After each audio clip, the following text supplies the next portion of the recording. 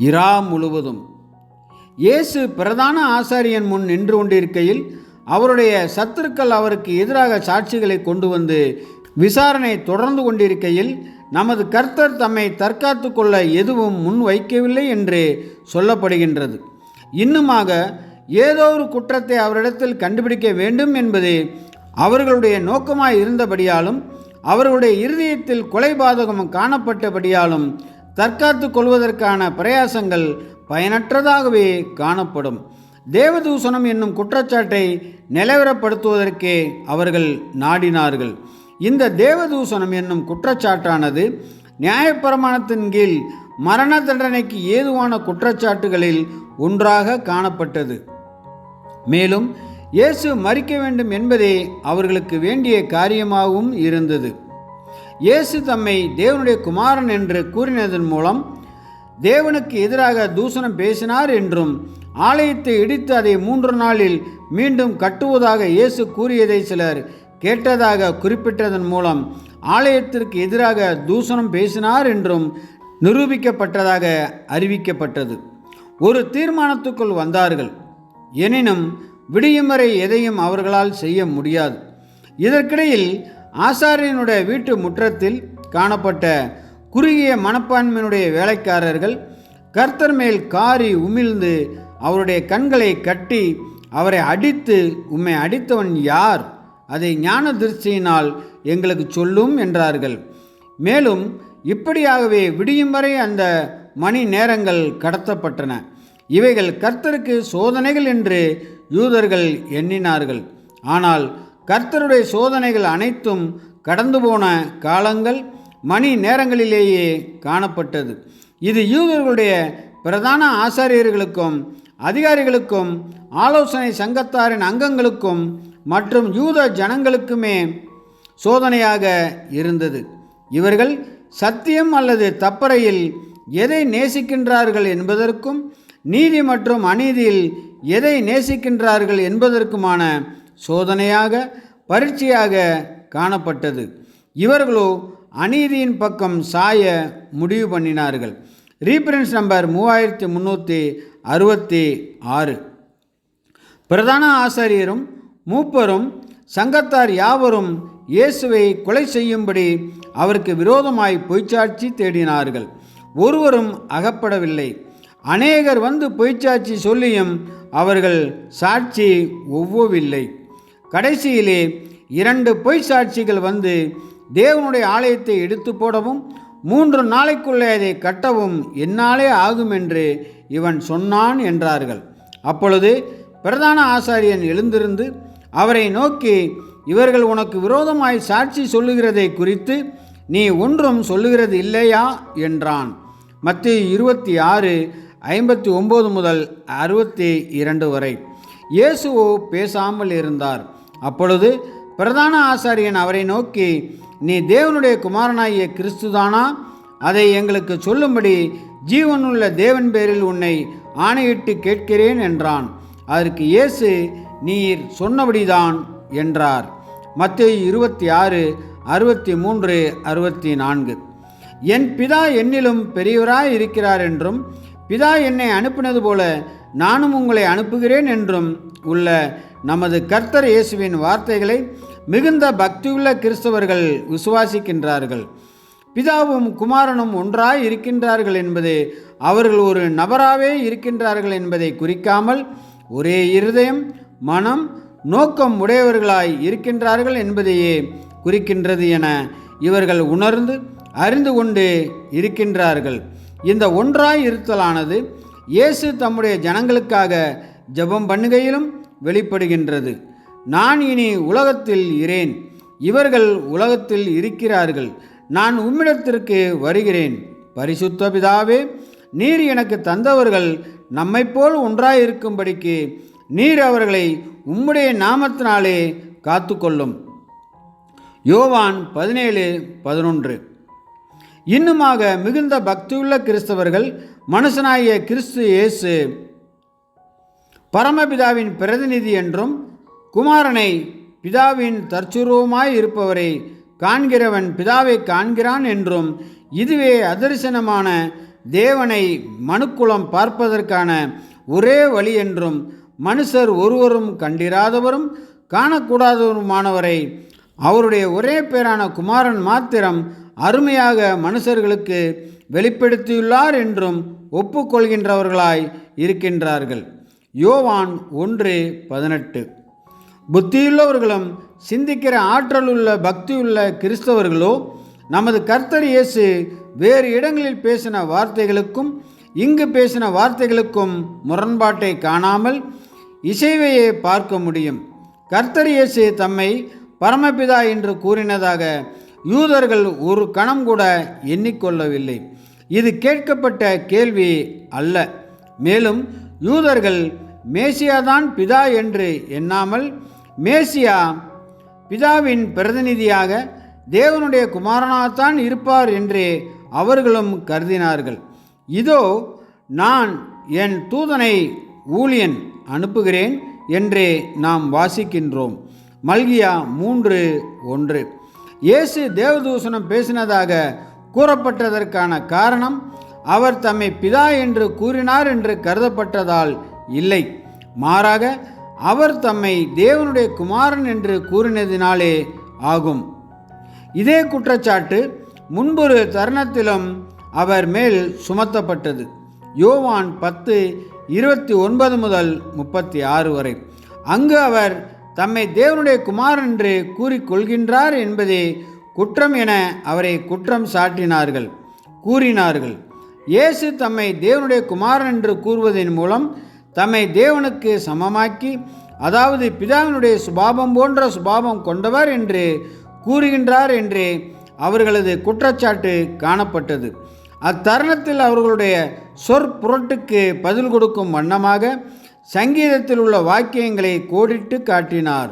அதாவது சுவிசேஷ யுகத்தின் சபையாகிய சகல கர்த்தருடைய ஜனங்களும் தேவனுடைய குமாரர்கள் என்று அழைக்கப்படும் காரியம் சங்கீதம் 82:6 இடம்பெறுவதை அவர்களுக்கு சுட்டிக்காட்டினார். மேலுமாக விசுவாசத்தின் வாயிலாக நீதிமானாக்கப்படுவதன் மூலமாக பிதாவிடத்தில் உறவிற்குள்ளாக வருகிறவர்களுக்கும் கூட தேவனுடைய குமாரர்கள் என்ற பெயர் இலவசமாக கொடுக்கப்பட்டிருக்குமாயின், பிதாவுடன் முழு இசைவுடன் என்றென்றும் காணப்படும் தேவனுடைய குமாரனாகிய தாமும் அப்பெயரை உரிமையுடன் சூட்டிக்கொண்டார் என்றும் அவர்களுக்கு சுட்டி காண்பித்தார். Reference number 2760. அதற்கு இயேசு, நீர் சொன்னபடிதான், அன்றியும் மனுஷகுமாரன் சர்வ வல்லவருடைய வலது பார்சத்தில் வீற்றிருப்பதையும் வானத்தின் மேகங்கள் மேல் வருவதையும் இது முதல் காண்பீர்கள் என்று உங்களுக்கு சொல்லுகிறேன் என்றார். அப்பொழுது பிரதான ஆசாரியன் தன் வஸ்திரங்களை கிழித்து கொண்டு, இவன் தேவதூஷணம் சொன்னான், இனி சாட்சிகள் நமக்கு வேண்டியதென்ன? இதோ இவன் தூஷணத்தை இப்பொழுது கேட்டீர்களே. மத்தேயு 26:64-65. சூரியன் உதயமாகிய பின்னர் ஆலோசனை சங்கத்தார் சட்டபூர்வமாக கூடினார்கள். மேலும் பிரதான ஆசாரியன் தான் சாட்சிகளை விசாரித்ததாகவும் இயேசு தேவனுக்கும் ஆலயத்திற்கும் எதிராக தூஷணம் பேசினது உண்மை என நிரூபிக்கப்பட்டுவிட்டன என்றும் கூறியவைகளை ஆலோசனை சங்கத்தார் ஏற்றுக்கொண்டு இயேசு மரிக்க வேண்டும் என்ற தீர்ப்பில் முடிவுக்கு வந்தார்கள். பின்னர் இவ்விஷயத்தை எப்படி ரோம தேசாதிபதியான பிலாத்துவுக்கு முன்பாக வைப்பதென தனியாக ஆலோசனை பண்ணினார்கள். தேவதூஷணம் போன்ற எந்த குற்றச்சாட்டிற்கும் பிலாத்து கவனம் செலுத்த மாட்டார் என்றும், தேவதூஷணம் எனும் குற்றம் ரோம சட்டத்தின் கீழ் ஒரு குற்றமே அல்ல என்று கூறுவார் என்றும் அவர்கள் நன்கு அறிந்திருந்தனர். ஆகவே பிலாத்துவுக்கு முன்பாக இயேசுவுக்கு எதிராக சாட்டப்பட வேண்டிய குற்றம் இயேசு ரோம அரசாங்கத்திற்கு எதிராக துரோகி என்றதாகவே காணப்பட வேண்டும் என்று அவர்கள் தீர்மானித்தார்கள். இன்னுமாக ரோம அரசாங்கத்திற்கு எதிராக ராஜ துரோகம் என்னும் குற்றச்சாட்டிற்கு ஆதரவாக அவர்கள் ராயனுக்கு மேலாக வேறொரு ராஜா இருக்கின்றார், அது மேசியாவாக தாம் என்று இயேசு கூறினதாக கூறினார்கள். இன்னுமாக இக்குற்றச்சாட்டிற்கு ஆதரவாக காணப்படும் வண்ணம் இயேசு ராயனுடைய அரசாங்கத்திற்கு வரி செலுத்த வேண்டாம் என்று தடுத்தார் என பொய்யுரைத்தார்கள். ராயனுக்கு வரி செலுத்தும் விஷயத்தில் இயேசுவை சிக்க வைக்கும்படியே 2 தினங்களுக்கு முன்னர் முயற்சி செய்தனர்.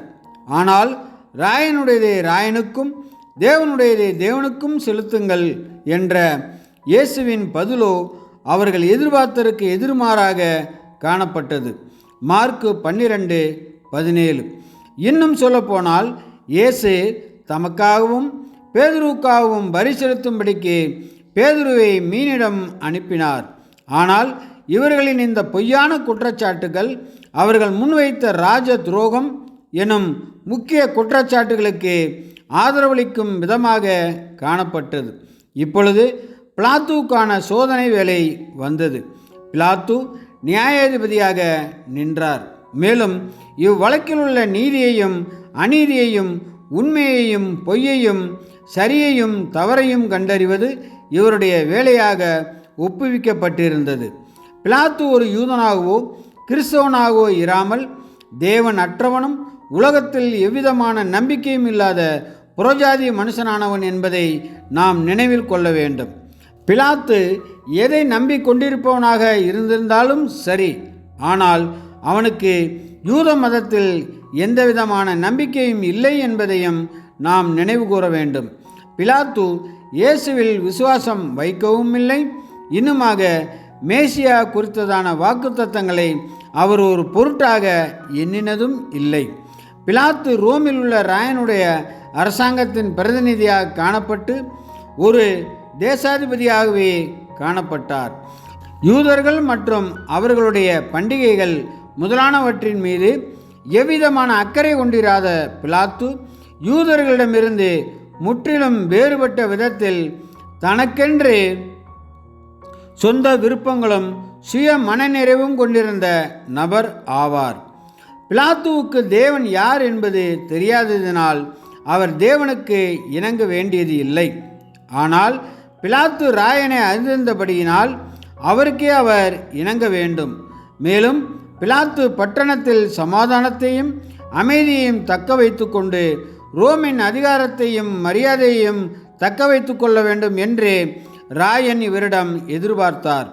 நாட்டில் சமாதானம் தக்க வைக்கப்படுவதற்கென 1 அல்ல 10 அல்ல, நூற்றுக்கணக்கான அப்பாவி மனுஷர்கள் கொல்லப்பட்டாலும் அது ரோமுக்கு ஒரு பொருட்டு அல்ல.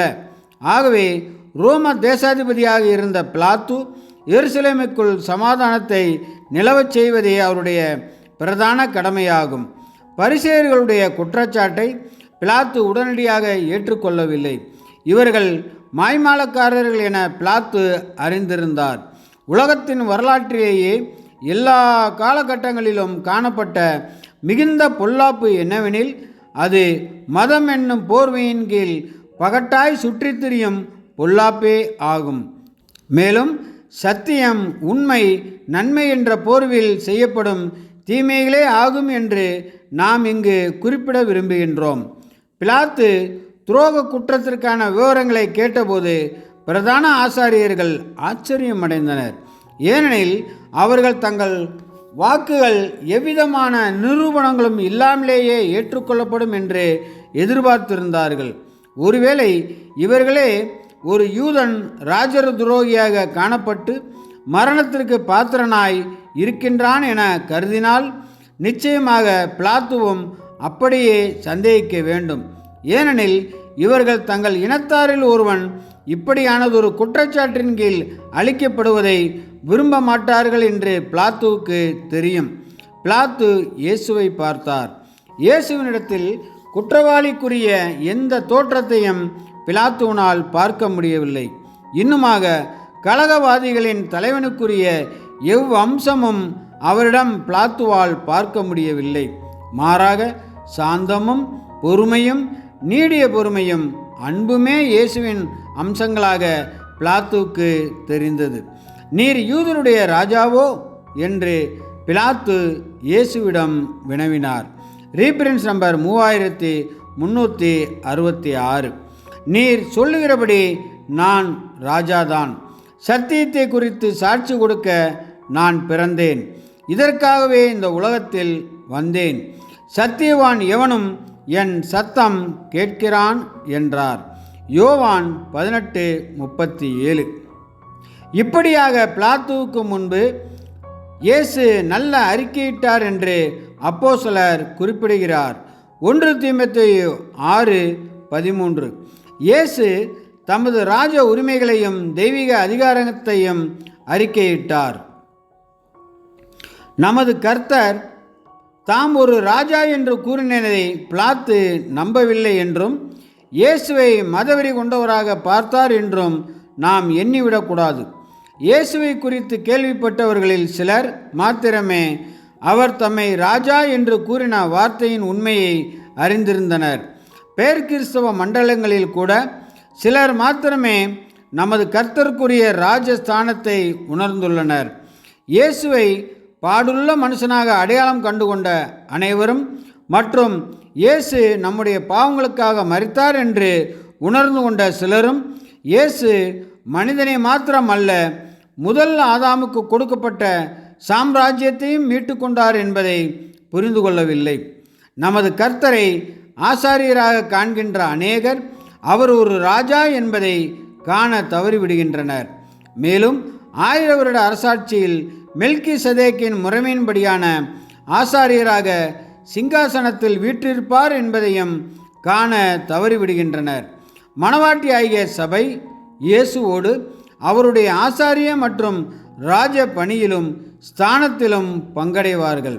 ரீபிரின்ஸ் நம்பர் 2470.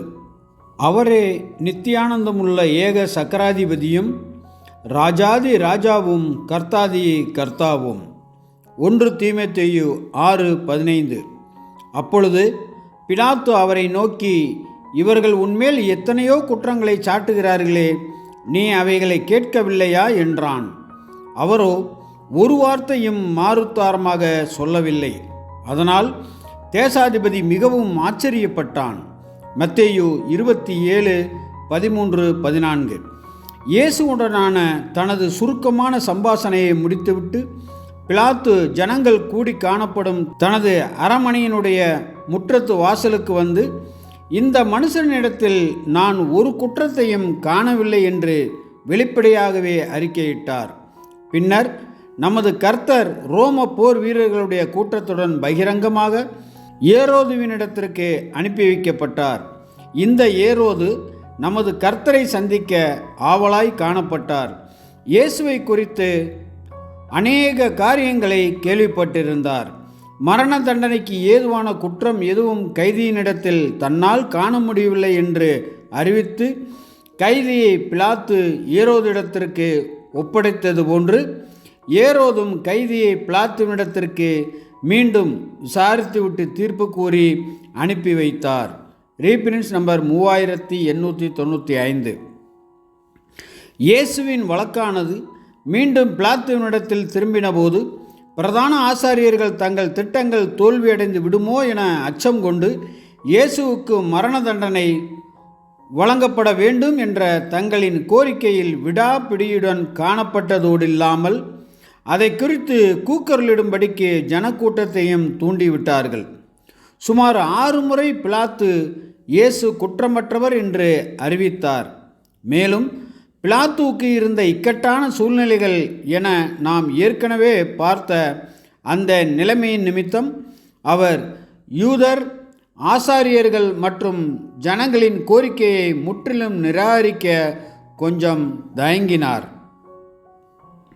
அதிலும் விசேஷமாக இவனை விடுதலை பண்ணினால் நீர் ராயனுக்கு சிநேகிதன் அல்ல, அதாவது ராயனுக்கும் ரோம அரசாங்கத்திற்கும் எதிரியாய் இருப்பீர் என்ற அந்த வார்த்தைகள் பேசப்பட்டதை கேட்டபோது பிலாத்து தயங்கினார்.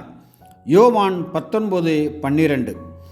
வருடத்தினுடைய அந்த தருணத்தின் போது பெருந்தன்மையின் வெளிப்படுத்துதலாகவும் அத்தருணத்தில் நிலவும் மகிழ்ச்சியுடன் கூட இன்னும் கொஞ்சம் மகிழ்ச்சி காணப்படத்தக்கதாகவும் ஒரு கைதியை விடுதலை செய்வது ரோம அரசாங்கத்தினுடைய வழக்கமாக இருந்தது. பிலாத்து இதனை அவர்களுக்கு நினைப்பூட்டி இயேசுவை வாரினால் அடித்த பிற்பாடு தான் விடுதலை பண்ணப்போகும் கைதி இயேசு ஆவார் என்று பரிந்துரைத்தார். ஆனால் பிலாத்தினுடைய இந்த கருத்துக்கு எதிராக ஜனக்கூட்டத்தினர் ஒரே குரலாக இவனை அகற்றும், பரபாசை எங்களுக்கு விடுதலையாக்கும் என்று கூக்குரலிட்டனர். ஜனங்கள் இப்படி சத்தமிடுவதற்கு பிரதான ஆசாரியர்களும் அதிகாரிகளும் காரணம் என்பதில் நமக்கு ஐயமில்லை. இவர்கள் ஜனங்களை இயேசுவுக்கு எதிராக தூண்டிவிட்டு கொண்டே இருந்தார்கள். யூதர்களை பற்றி நாம் எண்ணி பார்க்கும்போது அவர்கள் வெளிப்படுத்தும் இருதயத்தின் நிலைமை நம்மை திகைக்கவே வைக்கின்றது. பரபாஸ் என்பவன் உண்மையில் கலகவாதியாவான் மற்றும் கொலைபாதகத்தின் நிமித்தம் அவன் சிறையில் அடைக்கப்பட்டிருந்தான். இவனையே ஜனங்கள் இயேசுவுக்கு எதிராக தேர்ந்தெடுத்து கொண்டார்கள். உண்மையில் இவர்கள் தங்களுடைய இருதயத்தின் கொலைபாதக நிலைமையை வெளிப்படுத்தினார்கள். வெளித்தோற்றத்தில் இவர்கள் ஒழுக்கமுள்ள ஜனங்களாகவும் நியாயப்பிரமாணத்தை மதிக்கிறவர்களாகவும் இருந்திட்டாலும் உட்புறத்திலோ எதிராளியானவனுடைய ஆவியினால் நிரப்பப்பட்டவர்களாகவும் வெளிச்சத்தை சுமந்து வந்த மகா பெரியவரையும் பகைக்கிறவர்களாகவும் காணப்பட்டனர். இதற்கிடையில் பிலாத்துவின் மனைவி இயேசுவை குறித்து சொப்பனம் கண்டதாகவும் அவருக்கு எதிராக எதுவும் செய்துவிட வேண்டாம் எனவும் வலியுறுத்தி பிலாத்துவுக்கு தூது அனுப்பினாள். இம்மாதிரியான சூழ்நிலைகளில் ஓர் உலக பிரகாரமான மனுஷன் என்ன செய்வான் என்று எதிர்பார்க்கப்படலாமோ அவை அனைத்தையும் பிலாத்து செய்தான். ரீபிரின்ஸ் நம்பர் 3895 மற்றும் ரீபிரின்ஸ் நம்பர் 3366. அப்பொழுது பிலாத்து இயேசுவை பிடித்து வாரினால் அடிப்பித்தான். போர்ச்சவர்கள் முள்ளுகளினால் ஒரு முடியை பின்னி அவர் சிரசின் மேல் வைத்து சிவப்பான ஒரு அங்கியை அவருக்கு உடுத்தி யூதருடைய ராஜாவே வாழ்க என்று சொல்லி அவரை கையினால் அடித்தார்கள். யோவான் 19:1-3 வரை. நமது கர்த்தருடைய தனி சிறப்பை பிலாத்து உணர்ந்து அது நிமித்தம் கொண்டிருந்த மதிப்பினால் அல்லது முந்தின இரவில் பிலாத்துவின் மனைவி கண்ட சொப்பனத்தினுடைய தாக்கத்தினால்தான் இயேசுவை விடுவிப்பதற்கு பிலாத்து யூத அதிகாரிகளுடன் போராடினார். பிலாத்துவின் ஸ்தானத்தில் காணப்படும் அநேக நபர்கள் அநேகமாக தங்களது கட்டுப்பாட்டின் கீழ் காணப்படுபவர்களின் ஆதரவை பெற்றுக்கொள்ளத்தக்கதாக வாய்ப்பை பயன்படுத்தி அவர்களை பிரியப்படுத்துவதற்கென இயேசுவை மரண தண்டனைக்கு ஒப்பு கொடுத்திருப்பார்கள். அதாவது வேறொரு சம்பவத்தில் ஏரோது நடந்து கொண்டது போன்று நடந்து கொண்டிருந்திருப்பார்கள். சவுக்கினால் வாரினால் அடிக்கப்பட்ட சம்பவம் பின்வரும் கண்ணோட்டத்திலேயே பார்க்கப்பட வேண்டும். அதாவது பிலாத்து தனது அரண்மனையின் வாசலில் காணப்பட்ட கும்பலின் கலக ஆவியை தனித்திடவே விரும்பினார். ஒருவேளை இயேசு தண்டிக்கப்படாமல் விடுவிக்கப்படுவதை காட்டிலும் வாரினால் அடிக்கப்பட்டு இப்படியாக அவமானப்படுத்தப்பட்டாலே ஜனங்கள் அநேகமாக நன்கு திருப்தி அடைந்து காரியத்தை விட்டு விடுவார்கள் என்றே பிலாத்து கருதினார். ஆகவே கெட்ட நோக்கத்தினால் அல்லாமல் மாறாக பிலாத்து நல்ல நோக்கத்துடனே இயேசு வாரினால் அடிக்கப்படும்படிக்கு செய்தார் என்று பிலாத்துவை குறித்து உயர்வாகவே நாம் கருதுகின்றோம். ரீபிரின்ஸ் நம்பர் 3896. இயேசு முள்முடியும் சிவப்பங்கியும் தரித்தவராய் வெளியே வந்தார். அப்பொழுது பிலாத்து அவர்களை நோக்கி, இதோ இந்த மனுஷன் என்றான். யோவான் 19:5. இரவு நேரத்தில் அலைக்கழிக்கப்பட்ட பலவீனத்தினாலும் சவுக்கடியினாலும் பலவீனப்பட்டு பரிதாப தோற்றத்தில் காணப்பட்ட இயேசுவை பிலாத்து வெளியே கொண்டு வந்தார். முள்முடியுடனும் இரத்தம் தோய்ந்த இரத்தாம்பர வஸ்திரத்துடன் இயேசு நின்ற காட்சி அனுதாபத்திற்குரியதாக இருப்பினும் பரிபூர்ண மனிதனுக்குரிய உயரிய அம்சங்கள் இன்னும் இயேசுவிடம் காணப்பட்டதினாலேயே பல நூற்றாண்டுகளாக எதிரொலிக்கும் இதோ இந்த மனுஷன் என்ற வார்த்தைகளை பிலாத்து கூறினார். யோவான் 19:5. நமது கர்த்தரின் தோற்றத்தினால் பிலாத்து கௌரவப்பட்டார். இப்படியாக ஒரு பிரம்மாண்டமான மனிதனை அவர் ஒருபோதும் கண்டதில்லை. அவரை யாரும் ராஜாவாக்கிவிடும் தோற்றம் அவருக்கு இருந்தது. இந்த விதமான எண்ணம் தாக்கம் குற்றம் சாற்றுகிறவர்களிடமும் ஏற்படும் என்று பிலாத்து எதிர்பார்த்தார். ஆனால் பிலாத்து எதிர்பார்த்தது தவறு. கலகம் இன்னும் பெருகினது. அவரை சிலுவையில் அறையும், அவரை சிலுவையில் அறையும் என்று சத்தங்கள் அதிகம் எழும்பின. ரீபிரின்ஸ் நம்பர் 2470. இயேசுவை கொன்று போட வகை தேடிக்கொண்டிருந்தவர்களிடமிருந்து இயேசுவை விடுவிக்கும்படியான முயற்சிக்கு தொடர்பாகவே இயேசுவை முன்பாக கொண்டு வந்து நிறுத்தி இதோ இந்த மனுஷன் என்று பிலாத்து கூறினான். இப்படிப்பட்ட இக்கட்டான சூழ்நிலையின் போது நமது கர்த்தரிடத்தில் நிலவின அமைதியும் அவருடைய முகபாவனையும் பிலாத்துவை மதிப்பு கொடுக்கத்தக்கதான வியப்பிற்குள் ஆழ்த்தியது என்பது அவர் மேற்கூறின இந்த வார்த்தைகளில் வெளிப்படுகின்றது. அவருடைய வார்த்தைகள் இப்படியாக அர்த்தம் கொடுக்கின்றதாய் இருந்தது. அதாவது, நீங்கள் சிலுவையில் அறையும்படிக்கு கூறிக்கொண்டிருக்கின்ற இம்மனுஷனை பாருங்கள். யூதர்களே, இம்மனுஷனை போன்ற ஒரு நபர் உங்கள் தேசத்தில் காணப்படுவது இல்லை. இவருக்கு சமமான ஒரு மனுஷன் எங்குமே இருக்க மாட்டான் என நான் எண்ணுகின்றேன். ஆனால் இவை அனைத்தும் வீணே. ஜனங்கள் பரவசமடைந்தவர்களாக நமது கர்த்தருடைய இரத்தத்திற்காக கூக்குரலிட்டு கொண்டிருந்தார்கள். ரீப்ரின்ஸ் நம்பர் 3366. நீ எங்கே இருந்து வந்தவன் என்றான். அதற்கு இயேசு மாறுத்தரம் ஒன்றும் சொல்லவில்லை. அப்பொழுது பிலாத்து, நீ என்னோடு பேசுகிறதில்லையா? உன்னை சிலுவையில் அறைய எனக்கு அதிகாரம் உண்டென்றும் உன்னை விடுதலை பண்ண எனக்கு அதிகாரம் உண்டென்றும் உனக்கு தெரியாதா என்றான். யோவான் 19:9-10. நினைவு கூறுதலின் ராபோஜனத்தை பின்தொடர்ந்ததான துக்கம் நிறைந்த வேலையுள்ள சம்பவங்களை கவனிக்கத்தக்கதாக நாம் மீட்பரை கெத்செமனேக்கு பின்தொடர்ந்து போய் அவர் தம்மை மரணத்திலிருந்து இரட்சிக்க வல்லவரை நோக்கி பலத்த சத்தத்தோடும் கண்ணீரோடும் விண்ணப்பம் பண்ணுவதை பார்க்கின்றோம்.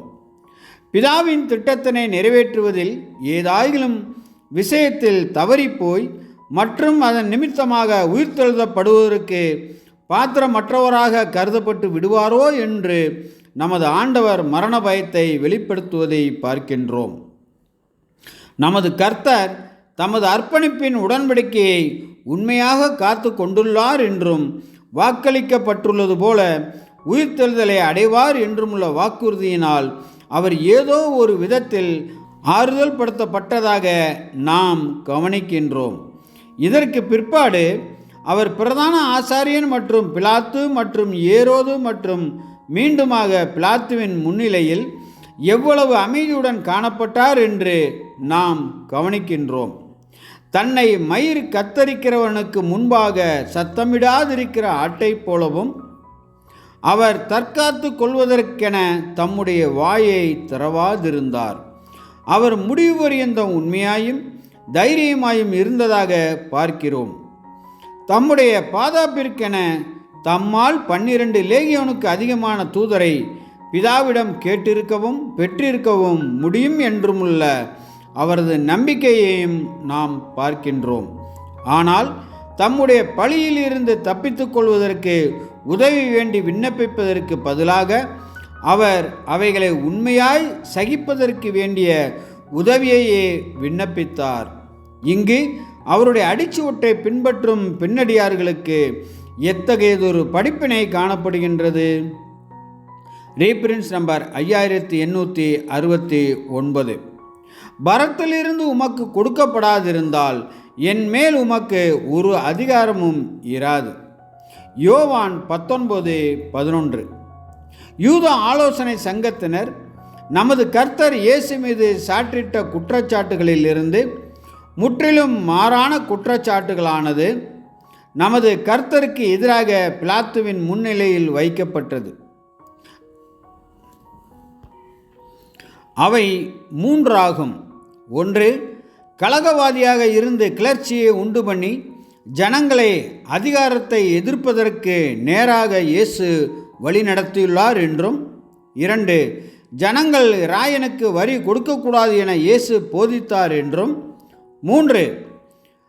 தாம் தான் வரிகள் பெற்றுக்கொள்வதற்கு பாத்திரமான ராஜாவாய் இருக்கின்றார் என இயேசு கூறியுள்ளார் என்றுமுள்ள குற்றச்சாட்டுகளே ஆகும்.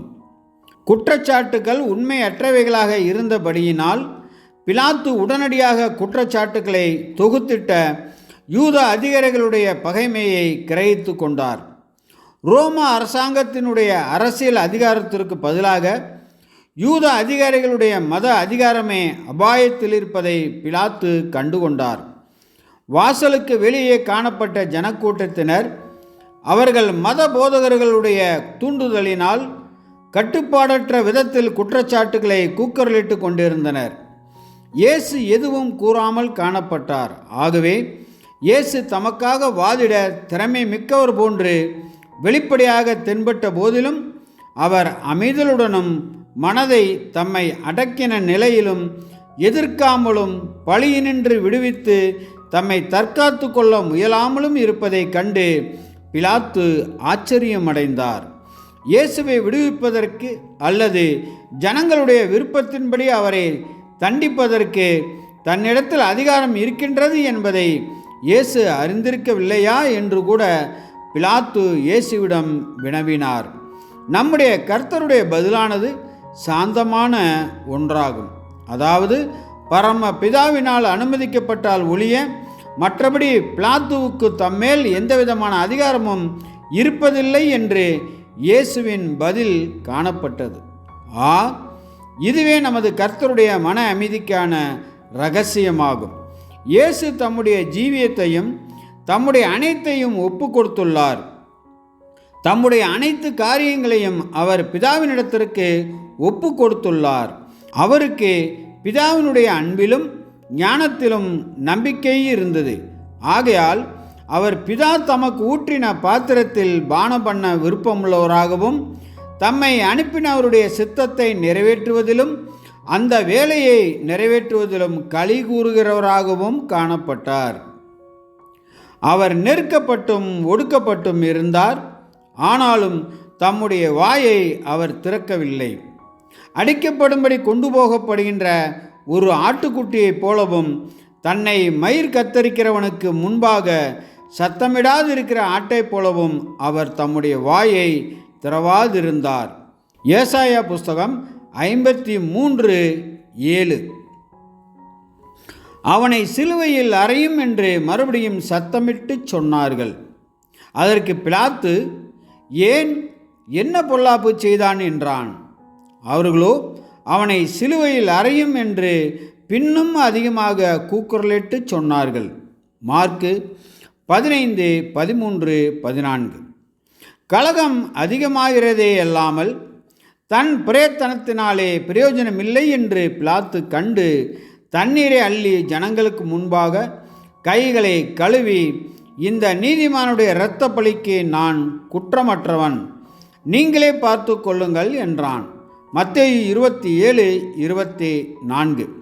பிலாத்து தான் விசாரணை பண்ணின சாந்தமும் தாழ்மையும் உள்ள மனிதனிடமிருந்து ரோம சாம்ராஜ்யத்திற்கு எவ்விதமான ஆபத்தும் வராது என்று தன் மனதில் தெளிவாய் புரிந்து கொண்டார். மேலும் இயேசு நிச்சயமாக ஆட்சிக்கு எதிராக குழப்பம் பண்ணுகிறவர் அல்ல என்றும் எவ்விதத்திலும் புரட்சியாளர் இல்லை என்றும் பிலாத்து அறிந்து கொண்டார். ஆகவே இந்த மனுஷனிடத்தில் நான் ஒரு குற்றத்தையும் காணவில்லை என்ற வார்த்தைகளை கூறினார். லூக்கா 23:4. பிலாத்துவின் தீர்மானமே அவருடைய நாட்கள் முதல் இன்று வரையிலும் உலகம் முழுவதும் உள்ள அனைத்து மரியாதைக்குரிய நியாயமான எண்ணம் கொண்டவர்களின் முடிவாகும். ஆசாரியர்கள் முதலானவர்கள் எப்படியாயினும் முயற்சிக்கும் காரியங்களும் பயனற்றதாய் போகின்றன என உணர்ந்தனர். மேலும் அவர்கள் தங்களால் முடிந்த அளவுக்கு எல்லா விதமான அழுத்தத்தை பிலாத்துவின் மேல் போட வேண்டியதிருந்தது. ஆகவேதான் பிலாத்து ஒருவேளை இயேசுவை சிலுவையில் அறைய ஒப்பு கொடுக்கவில்லையெனில் பிலாத்து ரோம அதிகாரத்துக்கு எதிராய் உள்ள துரோகிக்கு நண்பனாக உள்ளார் என்றும் பிலாத்து சக்கரவர்த்திக்கு சத்ருவாகி விட்டார் என்றும் ரோமில் உள்ள ராயனிடத்திற்கு சென்று பிலாத்துவை குறித்து புகார் செய்வோம் என தெரிவித்தார்கள். இது மிகவும் அபாயகரமான வாதமாகும். இதனை பிலாத்து உணர்ந்து கொண்டார்.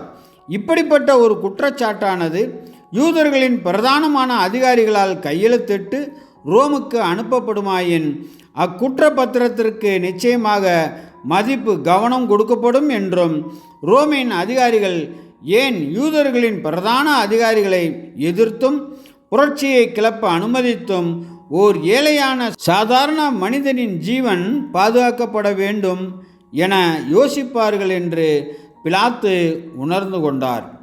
ஆகவே யூதர்கள் போக்கிலேயே விட்டு கொடுத்து விடுவதுதான் நியாயமான மற்றும் சரியான ஒரே வழியாக இருக்கும் என பிலாத்து தீர்மானித்தான். மேலும் அவர் இறுதியாக மக்கள் விருப்பம் செய்யப்பட வேண்டும் என்று தீர்ப்பு வழங்கினார். பிலாத்து தனது மாறுபட்ட கருத்தை தெரிவிக்கும் வண்ணமாகவும் பொறுப்பாளி ஆகுவதிலிருந்து அனைவரின் பார்வைக்கு முன்பாக தன்னை விலக்கிக் கொள்ளும் வண்ணமாகவும் தண்ணீர் கொண்டு வரும்படிக்கு கூறி ஜனங்களின் முன்னிலையில் தண்ணீரினால் தனது கைகளை கழுவிக்கொண்டார். யூதர்கள் தன்னை கட்டாயப்படுத்தி செய்விக்க கூறும் இந்த மரண தீர்ப்புக்கான கட்டளையில் தனக்கு ஒப்புதல் இல்லை என்பதை அடையாளமாக காட்டும் விதத்தில் இதை செய்தார். இப்படியாக தனது கைகளை கழுவிக்கொள்வதன் மூலமாக இந்த நீதிமானுடைய இரத்த பலிக்கு நான் குற்றமற்றவன், நீங்களே பார்த்து கொள்ளுங்கள் என்பதை அடையாளத்தின் வாயிலாகவும் வார்த்தைகளின் வாயிலாகவும் தெரிவித்தார். உபாகமம் 21:6-9 முடிய. ரீபிரன்ஸ் நம்பர் 2785, ரீபிரன்ஸ் நம்பர் 3895 மற்றும் ரீபிரன்ஸ் நம்பர் 3366. அப்பொழுது பிலாத்து ஜனங்களை பிரியப்படுத்த மனதுள்ளவனாய் பரபாசை அவர்களுக்கு விடுதலையாக்கி இயேசுவையோ வாரினால் அடிப்பித்து சிலுவையில் அறையும்படிக்கு ஒப்பு கொடுத்தான். மார்க் 15:15.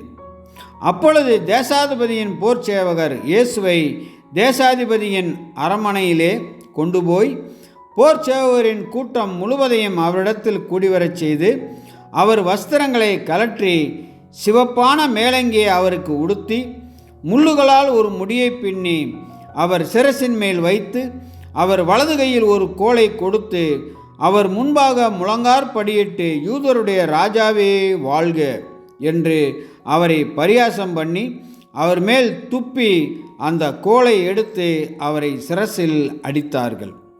மத்தேயு 27:27 முதல் 30 வரை.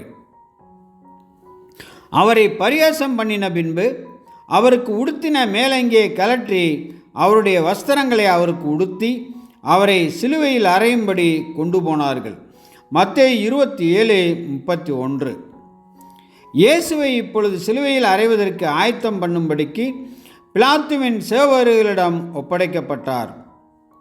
அவர்களோ இரக்கமற்ற விதத்தில் கொடூரமாகவும் நடந்து கொண்டு போதகரின் துன்பமான சூழ்நிலைகளில் புகுந்து விளையாடினார்கள்.